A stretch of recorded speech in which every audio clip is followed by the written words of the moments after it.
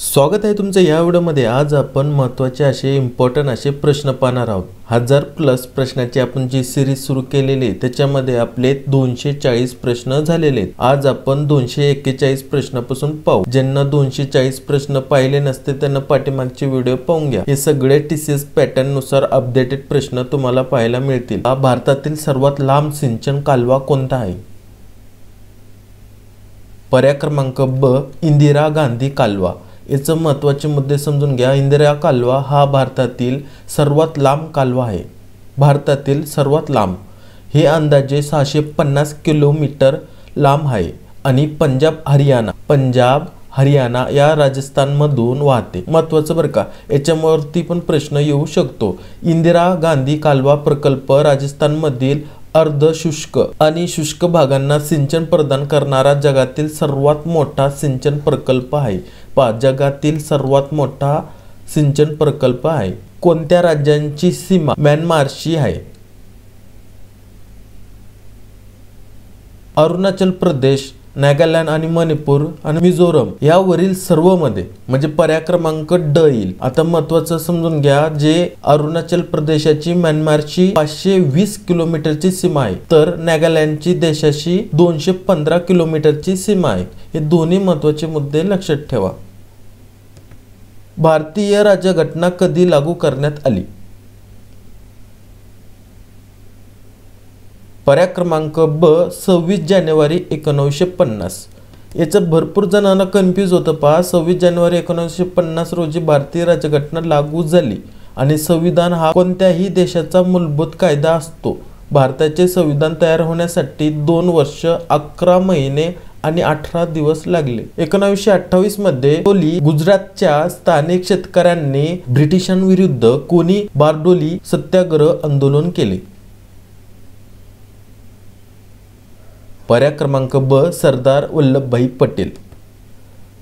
बारडोली सत्याग्रह ही एक कृषी चळवळ होती ज्याचे नेतृत्व सरदार वल्लभभाई पटेल यांच्या नेतृत्वात 1928 मध्ये डोली गुजरात मध्ये करांच्या अत्याधिक वाढीविरोधात आंदोलन करणाऱ्या शेतकऱ्यांना समर्थन करण्यासाठी करण्यात आले होते। 1931 मध्ये भारतातील पहिला बोलणारा चित्रपट कोणता होता?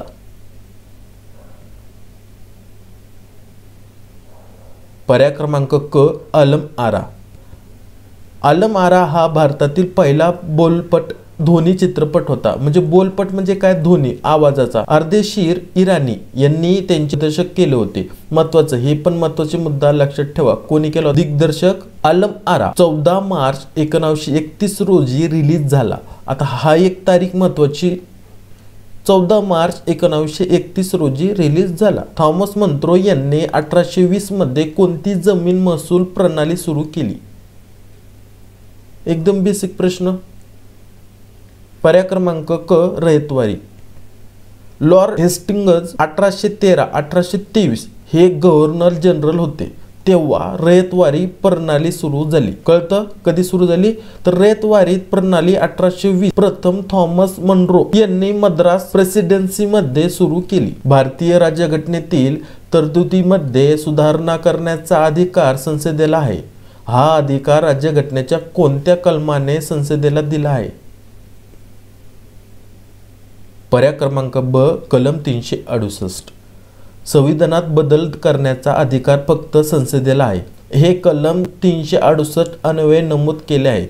घटनात्मक तरतुदीमध्ये सुधारणा करण्यासाठी संसदेत विशेष बहुमताची आवश्यकता असते। स्वराज्य हा माझा जन्मसिद्ध हक्क आहे आणि तो मी मिळवणार असे कोणी म्हटले? पर्याय क्रमांक अ बाळ गंगाधर टिळक।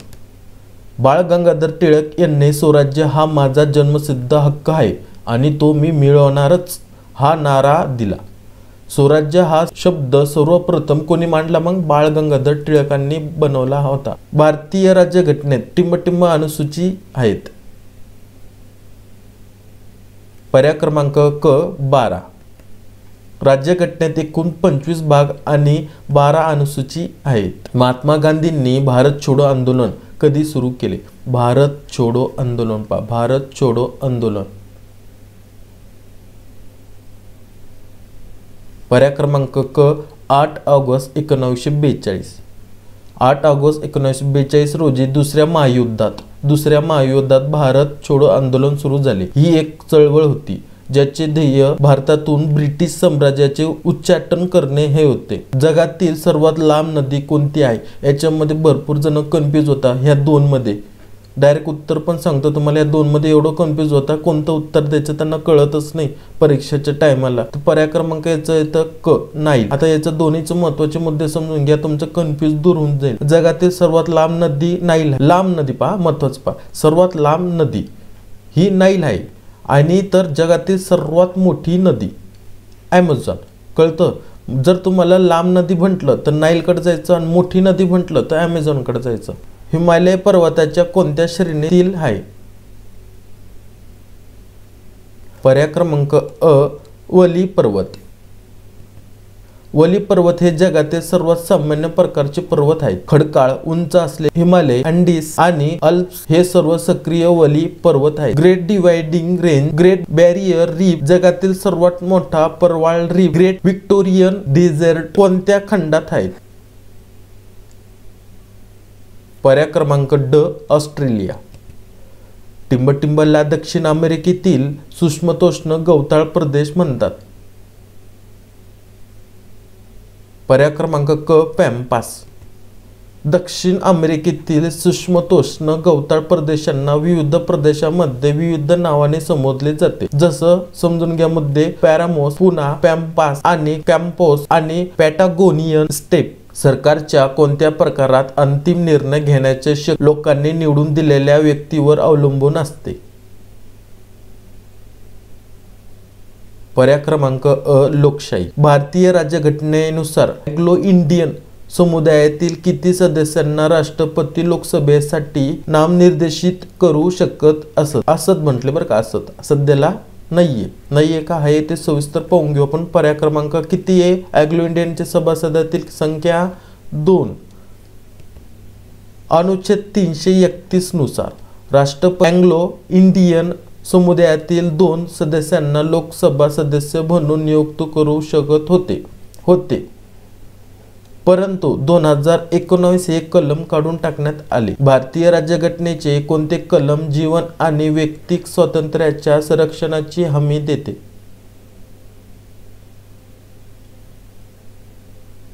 पर्याय क्रमांक क, कलम 21. भारतीय राज्यघटनेतील भाग 3 मध्ये नमूद मूलभूत अधिकार विषयक अनुच्छेद 21 प्रत्येक भारतीय व्यक्तीस जीवित, संरक्षण आणि व्यक्ती स्वातंत्र्याचा अधिकार प्रदान करतो. या अनुच्छेदाचा वेळोवेळी भारतीय न्यायालयाकडून अर्थ लावला जाताना या अनुच्छेदाची व्याप्ती वाढली आहे. टिंबटिंब घटना दुरुस्ती कायदा 2002 सर्व मुलांना मोफत आणि सक्तीचे प्राथमिक शिक्षणाचा अधिकार प्रदान करतो. अनुच्छेद 21 अ. पर्याय क्रमांक ब, 86वा. सन 2002 मध्ये 86वा घटना दुरुस्तीद्वारे राज्यघटनेचा भाग 3 मध्ये शिक्षणाचा अधिकार हा मूलभूत अधिकार म्हणून समाविष्ट करण्यात आला. कधी? 2002 86व्या. 7 ते 14 वर्ष वयोगटातील मुलांसाठी शिक्षणाचा अधिकार हा मूलभूत अधिकार बनवणाऱ्या कलम 21A अंतर्गत त्याचा समावेश करण्यात आला. त्याचा पाठपुरावा कायद्यांची तरतूद शिक्षण हक्क कायदा 2009. भारताचे राष्ट्रपती कोणत्या कलमानुसार आर्थिक आणीबाणी घोषित करू शकतात? आर्थिक आणीबाणी विचारलं बरं का, राष्ट्रीय आणीबाणी नाही. पर्याय क्रमांक क, 360. भारतीय राज्यघटनेतील कलम 360 राष्ट्रपतींना आर्थिक आणीबाणी लागू करण्याचा अधिकार देते. 360 घोषणेचे कारण पहा. जर राष्ट्रपती समाधानी असतील की अशी परिस्थिती उद्भवली आहे ज्यामुळे भारताची आर्थिक स्थिरता किंवा पत किंवा त्याच्या प्रदेशाच्या कोणत्याही भागाला धोका निर्माण झाला आहे. पुढचा प्रश्न पहा. टिंबटिंब या संसदेच्या 2 सत्रांमधील जास्तीत जास्त संभाव्य अंतर आहे. पर्याय क्रमांक ड, 6 महिने. संसदेच्या 2 अधिवेशनामधील कमाल अंतर 6 महिन्यापेक्षा जास्त असू शकत नाही. दुसऱ्या शब्दात संसदेची वर्षातून किमान 2दा बैठक झाली पाहिजे. साधारणपणे वर्षातून 3 सत्रे असतात. आपण 1000+ प्रश्नाची सिरीज सुरू केलेली आहे. हे सगळं प्रश्न अपडेटेड TCS पॅटर्न नुसार तुम्हाला पाहायला मिळतील. भेटू आपण अशाच पुढच्या प्रश्नसंचामध्ये. जय हिंद, जय महाराष्ट्र.